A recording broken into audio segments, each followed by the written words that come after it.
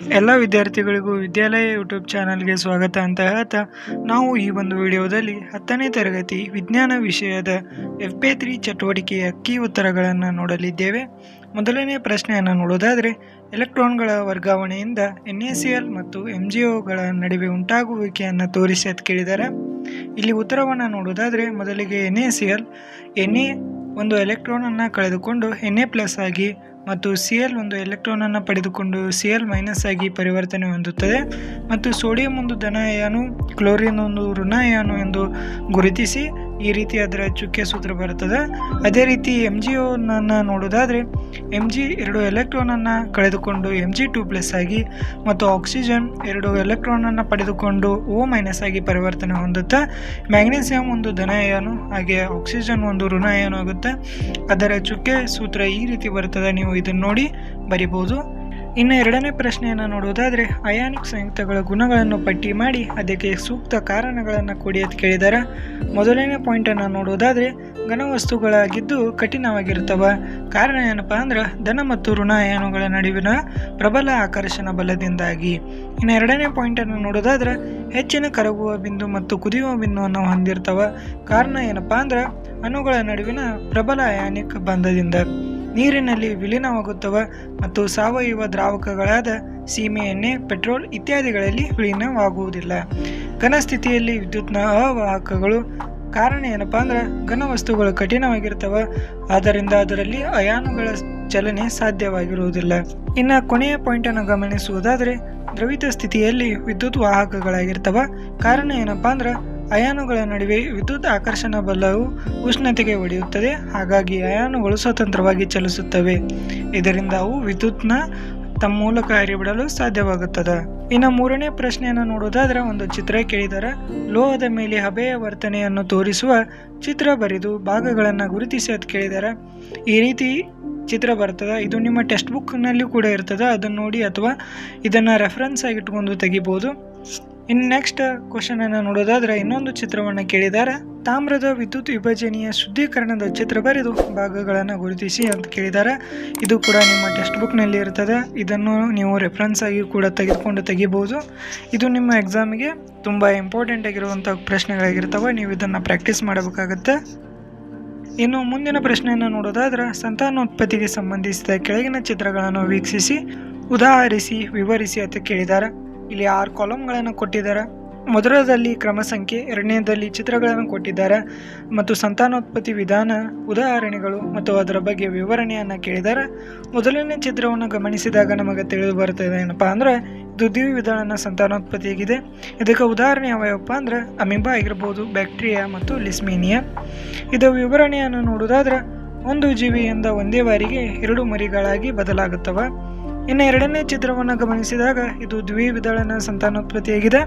ಉದಾಹರಣೆ amoeba, bacteria, ಲಿಸ್ಮೇನಿಯಾ ಮತ್ತು ವಿವರಣೆ ಇದು ಕೂಡ ಒಂದು ಜೀವಿಯಿಂದ ಒಂದೇ ಬಾರಿಗೆ 2 ಮರಿ ಜೀವಿಗಳಾಗುವುದು. ಇನ್ನು ಮೂರನೇ ಚಿತ್ರವನ್ನು ಗಮನಿಸಿದಾಗ ಇದು ಬಹುವಿಧಳನ ಸಂತಾನೋತ್ಪತ್ತಿಯಾಗಿದೆ. ಇದಕ್ಕೆ ಉದಾಹರಣೆ ಯಾವ್ದಪ್ಪ ಅಂದ್ರೆ ಪ್ಲಾಸ್ಮೋಡಿಯಂ. ಇದರ ವಿವರಣೆಯನ್ನು ನೋಡೋದಾದ್ರೆ ಒಂದು ಜೀವಿಯಿಂದ ಒಂದೇ ಬಾರಿಗೆ ಅನೇಕ ಮರಿ ಜೀವಿಗಳಾಗುವುದು. ಇನ್ನು ನಾಲ್ಕನೇ ಚಿತ್ರವನ್ನು ನೋಡಿದಾದ್ರೆ ಪುನರುತ್ಪಾದನೆಯ ಸಂತಾನೋತ್ಪತ್ತಿ ವಿಧಾನವಾಗಿದೆ ಮತ್ತು ಉದಾಹರಣೆ ಯಾವ್ದಪ್ಪ ಅಂದ್ರೆ ಹೈಡ್ರಾ, ಪ್ಲನೇರಿಯಾ. ವಿವರಣೆಯನ್ನು ನೋಡೋದಾದ್ರೆ ತುಂಡಾದ ಜೀವಿಯ ದೇಹದ ಪ್ರತಿ ಭಾಗವು ಅಭಿವರ್ಧನೆ ಹೊಂದಿ ಒಂದು ಸಂಪೂರ್ಣ ಜೀವಿಯಾಗಿ ಬೆಳೆಯುವುದು. ಮುಂದಿನ ಚಿತ್ರವನ್ನು ನೋಡೋದಾದ್ರೆ ಮಗುವಿಕೆಯ ಸಂತಾನೋತ್ಪತ್ತಿ ವಿಧಾನ ಆಗಿದೆ. ಹೈಡ್ರಾ, ಈಸ್ಟ್, ಬ್ರಯೋಫಿಲಮ್ ಎಲೆಗಳು ಇದಕ್ಕೆ ಉದಾಹರಣೆಗಳಾಗಿವೆ. ಪುನರ್ ಉತ್ಪಾದಿತ ಕೋಶೀಯ ವಿಭಜನೆಯಿಂದ ಬೆಳೆದ ಮಗುಗಳು ಪೂರ್ಣ ಬೆಳೆದ ನಂತರ ಮಾತೃದೇಹದಿಂದ ಬೇರ್ಪಟ್ಟು ಸ್ವತಂತ್ರ ಜೀವಿಗಳಾಗುತ್ತವೆ. ಇದರ ವಿವರಣೆಯಾಗಿದೆ. ಇನ್ನು 6ನೇ ಚಿತ್ರವನ್ನು ಗಮನಿಸಿದಾಗ ಬೀಜಕಗಳ ಉತ್ಪಾದನೆಯ ಸಂತಾನೋತ್ಪತ್ತಿ ವಿಧಾನ ಆಗಿದೆ. ರೈಜೋಪಸ್ ಇದಕ್ಕೆ ಉದಾಹರಣೆ.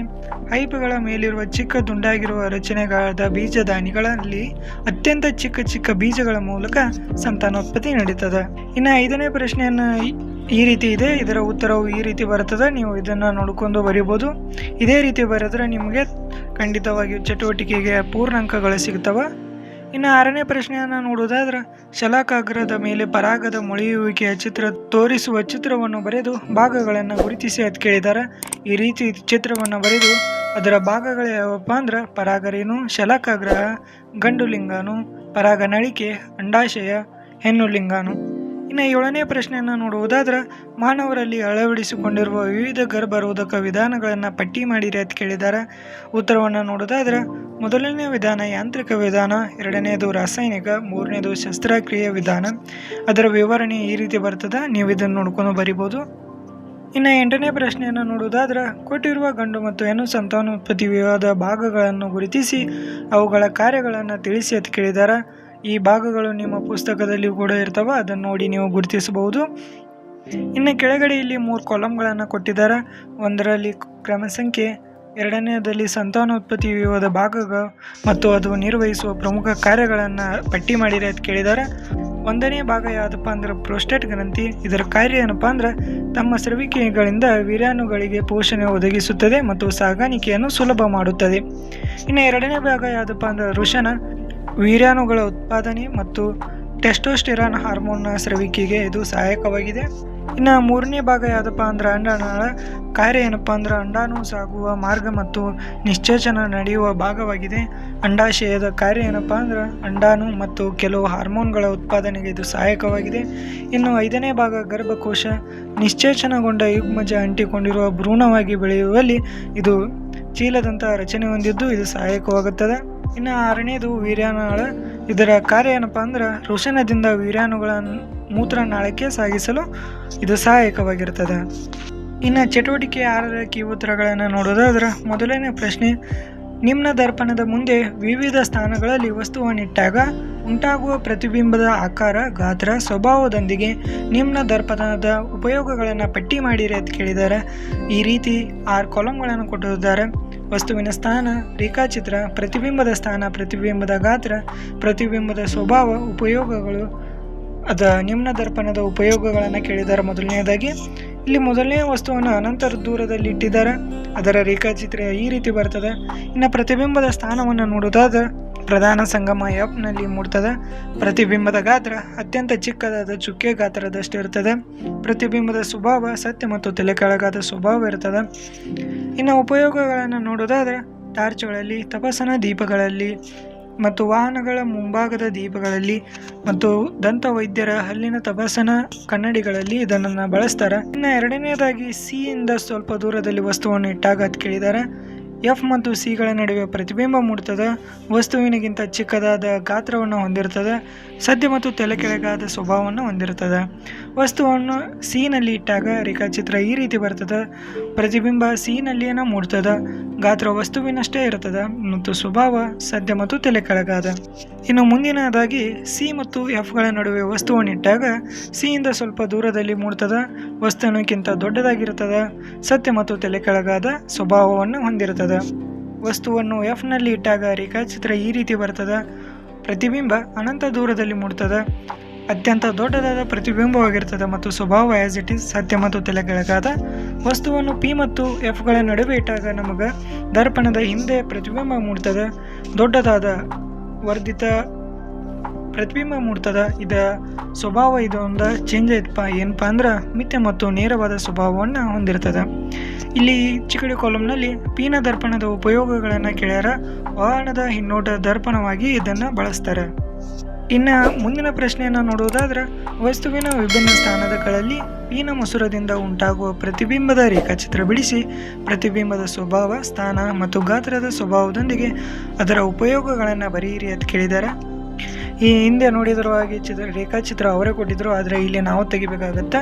ಮೊದಲನೇದಾಗಿ ಅನಂತ ದೂರದಲ್ಲಿ ಒಂದು ವಸ್ತುವನ್ನಿಟ್ಟಾಗ ಪ್ರತಿಬಿಂಬದ ಸ್ವಭಾವ ಸತ್ಯ ಮತ್ತು ತಲೆ ಕೆಳಗಾದ ಇರ್ತದೆ. ಪ್ರತಿಬಿಂಬದ ಸ್ಥಾನ F2ನಲ್ಲಿ ಇರ್ತದೆ. ಪ್ರತಿಬಿಂಬದ ಗಾತ್ರ ಏನಾಗಿರ್ತದಪ್ಪ ಅಂದ್ರೆ ಚುಕ್ಕೆ ಗಾತ್ರದಷ್ಟು ಇರ್ತದೆ. ಇನ್ನು ವಸ್ತುವಿನ ಸ್ಥಾನ ಅನಂತ ದೂರದಲ್ಲಿ ಮೊದಲನೇ ಹೇಳಿದ ಹಾಗೆ. ಇನ್ನು 2ನೇ ರೇಖಾಚಿತ್ರ ಈ ರೀತಿ ಬರ್ತದೆ. ಇಲ್ಲಿ ವಸ್ತುವನ್ನು 2F1ನಲ್ಲಿ ಇಟ್ಟಿದ್ದಾರೆ. ಪ್ರತಿಬಿಂಬದ ಸ್ವಭಾವ ಸತ್ಯ ಮತ್ತು ತಲೆ ಕೆಳಗಾದ ಇರ್ತದೆ. ಪ್ರತಿಬಿಂಬದ ಸ್ಥಾನ F2 ಮತ್ತು 2F2ಗಳ ನಡುವೆ. ಪ್ರತಿಬಿಂಬದ ಗಾತ್ರ ವಸ್ತುವಿನ ಗಾತ್ರಕ್ಕಿಂತ ಚಿಕ್ಕದಾಗಿರ್ತದೆ. ಇನ್ನು 3ನೇ ರೇಖಾಚಿತ್ರ ಈ ರೀತಿ ಬರ್ತದೆ. ಇಲ್ಲಿ ವಸ್ತುವಿನ ಸ್ಥಾನ 2F1 ಮತ್ತು ಪ್ರತಿಬಿಂಬದ ಸ್ವಭಾವ ಸತ್ಯ ಮತ್ತು ತಲೆ ಕೆಳಗಾದ. ಇನ್ನು ಪ್ರತಿಬಿಂಬದ ಸ್ಥಾನ 2F2ನಲ್ಲಿ ಇರುತ್ತದೆ. ಪ್ರತಿಬಿಂಬದ ಗಾತ್ರ ವಸ್ತುವಿನ ಗಾತ್ರದಷ್ಟೇ ಇರ್ತದೆ. ವಸ್ತುವನ್ನು F1ನಲ್ಲಿ ಇಟ್ಟಾಗ ರೇಖಾಚಿತ್ರ ಈ ರೀತಿ ಬರ್ತದೆ. ಪ್ರತಿಬಿಂಬದ ಸ್ಥಾನ ಮೊಸರದ ಮುಂಭಾಗದಲ್ಲಿ ಮೂಡುತ್ತದೆ. ಪ್ರತಿಬಿಂಬದ ಸ್ವಭಾವ ನೇರ ಮತ್ತು ಮಿಥ್ಯವಾಗಿರುತ್ತದೆ ಮತ್ತು ಪ್ರತಿಬಿಂಬದ ಗಾತ್ರ ವಸ್ತುವಿನ ಗಾತ್ರಕ್ಕಿಂತ ದೊಡ್ಡದಾಗಿರುತ್ತದೆ. ಇನ್ನು ಮುಂದಿನ ರೇಖಾಚಿತ್ರವನ್ನು ನೋಡೋದಾದರೆ ವಸ್ತುವಿನ ಸ್ಥಾನ 2f1 ಮತ್ತು f1ಗಳ ಮಧ್ಯದಲ್ಲಿದೆ. ಪ್ರತಿಬಿಂಬದ ಸ್ಥಾನ 2f2ಗಿಂತ ದೂರದಲ್ಲಿದೆ. ಪ್ರತಿಬಿಂಬದ ಸ್ವಭಾವ ಸತ್ಯ ಮತ್ತು ತಲೆ ಕೆಳಗಾದೆ. ಪ್ರತಿಬಿಂಬದ ಗಾತ್ರ ವಸ್ತುವಿನ ಗಾತ್ರದಷ್ಟೇ ದೊಡ್ಡದಾಗಿರುತ್ತದೆ. ಇನ್ನು ಕೊನೆಯದಾಗಿ ವಸ್ತುವನ್ನು f1ನಲ್ಲಿ ಇಟ್ಟಾಗ ರೇಖಾಚಿತ್ರ ಈ ರೀತಿ ಬರ್ತದೆ. ಪ್ರತಿಬಿಂಬದ ಸ್ಥಾನ ಅನಂತ ದೂರದಲ್ಲಿ, ಪ್ರತಿಬಿಂಬದ ಸ್ವಭಾವ ಸತ್ಯ ಮತ್ತು ತಲೆ ಕೆಳಗಾದ ಸ್ವಭಾವ ಮತ್ತು ಪ್ರತಿಬಿಂಬದ ಗಾತ್ರ ವಸ್ತುವಿನ ಗಾತ್ರಕ್ಕಿಂತ ದೊಡ್ಡದಾಗಿರ್ತದೆ. ಇನ್ನು ಮುಂದಿನ ಪ್ರಶ್ನೆ ಮೂರನೇದ ನೋಡೋದಾದ್ರೆ ವಸ್ತುವಿನ ವಿಭಿನ್ನ ಸ್ಥಾನಗಳಲ್ಲಿ ನಿಮ್ನ ಮೊಸರದಿಂದ ಉಂಟಾಗುವ ಪ್ರತಿಬಿಂಬದ ಸ್ವಭಾವ, ಸ್ಥಾನ ಮತ್ತು ಗಾತ್ರಗಳ ಚಿತ್ರದೊಂದಿಗೆ ತಿಳಿಸಿ ಅಂತ ಕೇಳಿದ್ದಾರೆ. ಇಲ್ಲಿ ಮೊದಲನೇ ರೇಖಾಚಿತ್ರ ಈ ರೀತಿ ಬರ್ತದೆ. ಇಲ್ಲಿ ವಸ್ತುವಿನ ಸ್ಥಾನ ಅನಂತ ದೂರದಲ್ಲಿದೆ. ಪ್ರತಿಬಿಂಬದ ಸ್ಥಾನ f1ನಲ್ಲಿ, ಪ್ರತಿಬಿಂಬದ ಗಾತ್ರ ಚುಕ್ಕೆ ಗಾತ್ರದಷ್ಟಿರುತ್ತದೆ. ಪ್ರತಿಬಿಂಬದ ಸ್ವಭಾವ ಮಿಥ್ಯ ಮತ್ತು ನೇರದಾಗಿರುತ್ತದೆ. ಇನ್ನು ಎರಡನೇ ರೇಖಾಚಿತ್ರವನ್ನು ಗಮನಿಸಿದಾಗ ವಸ್ತುವಿನ ಸ್ಥಾನ ಅನಂತ ದೂರದಲ್ಲಿ ಮತ್ತು ದೃಕ್ ಕೇಂದ್ರಗಳ ನಡುವೆ ಇದೆ. ಪ್ರತಿಬಿಂಬದ ಸ್ಥಾನ f1 ಮತ್ತು ಓಗಳ ನಡುವೆ ಬರುತ್ತದೆ. ಪ್ರತಿಬಿಂಬದ ಗಾತ್ರ ವಸ್ತುವಿನ ಗಾತ್ರಕ್ಕಿಂತ ಚಿಕ್ಕದಾಗಿರುತ್ತದೆ. ಪ್ರತಿಬಿಂಬದ ಸ್ವಭಾವ ಮಿಥ್ಯ ಮತ್ತು ನೇರ. ಇನ್ನು ಬಿ ಪ್ರಶ್ನೆಯನ್ನು ನೋಡೋದಾದ್ರೆ ಮೊಸರುಗಳ ಉಪಯೋಗಗಳನ್ನು ಪಟ್ಟಿ ಮಾಡಿರಿ ಅಂತ ಕೇಳಿದ್ದಾರೆ. ಅಲ್ಲಿ ಮೊದಲನೇ ಉಪಯೋಗ ಏನಪ್ಪ ಅಂದ್ರೆ ದೂರದೃಷ್ಟಿ ಮತ್ತು ಸಮೀಪ ದೃಷ್ಟಿ ಸರಿಪಡಿಸಲು, ಕ್ಯಾಮ್ರಾಗಳು ಮತ್ತು ವಿಡಿಯೋ ಕ್ಯಾಮ್ರಾಗಳ ಮುಂದೆ, ಸೂಕ್ಷ್ಮದರ್ಶಕಗಳಲ್ಲಿ, ದೂರದರ್ಶಕಗಳಲ್ಲಿ, ವೈದ್ಯಕೀಯ ಉಪಕರಣಗಳಲ್ಲಿ, ಪ್ರೊಜೆಕ್ಟರ್ಗಳು ಮತ್ತು ಭೂತ ಕನ್ನಡಿಗಳಲ್ಲಿ ಬಳಸ್ತಾರೆ. ಇನ್ನು ಕೊನೆಯದಾಗಿ ನಾಲ್ಕನೇ ಪ್ರಶ್ನೆ ಎ ಬೆಳಗಿನ ವಕ್ರೀಭವನದ ನಿಯಮಗಳನ್ನು ಬರೆಯಿರಿ ಅಂತ ಕೇಳಿದ್ದಾರೆ ಮತ್ತು ಅದರಲ್ಲಿ ಬಿ ವಾಹನದ ಪಾರ್ಶ್ವ ಅಥವಾ ಹಿನ್ನೋಟ ದರ್ಪಣಗಳನ್ನು ಹೆಸರಿಸಿ ಹಾಗೂ ಕಾರಣ ಕೊಡಿ ಮತ್ತು ಪಿನ ಮತ್ತು ನಿಮ್ನ ದರ್ಪಣಗಳ ನಡುವಿನ ವ್ಯತ್ಯಾಸ ತಿಳಿಸಿ ಅಂತ ಕೇಳಿದ್ದಾರೆ. ಅಲ್ಲಿ ಮೊದಲನೆಯದ ಉತ್ತರವನ್ನು ನೋಡುವುದಾದ್ರೆ ಬೆಳಗಿನ ವಕ್ರೀಭವನದ 1ನೇ ನಿಯಮ ಪತನ ಕಿರಣ, ವಕ್ರೀಮ ಕಿರಣ ಮತ್ತು 2 ಮಾಧ್ಯಮಗಳ ಸಂಪರ್ಕ ಮೇಲ್ಮೈಗೆ ಪತನ ಬಿಂದುವಿನಲ್ಲಿ ಎಳೆದ ಲಂಬವು ಎಲ್ಲ ಒಂದೇ ಸಮತಲದಲ್ಲಿರುತ್ತವೆ.